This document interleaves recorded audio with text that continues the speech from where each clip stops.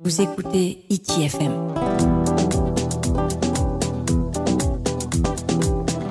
ITFM, la plus belle des radios. Renato de Diane heeft uit de meto.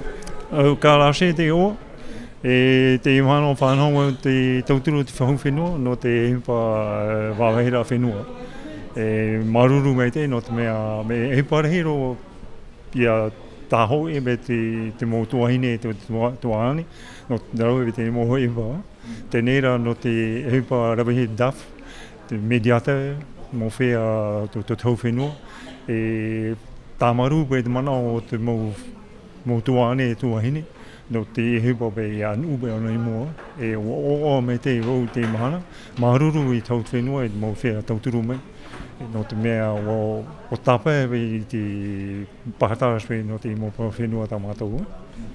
No hia te whenua, ta o tō? E ua no i muri mei i Saint-Amélie. Tēnei rutu i ta o tō ti eira apa i te tōturu e nene matara mai o warua te mataheiti? E piti mataheiti te awha.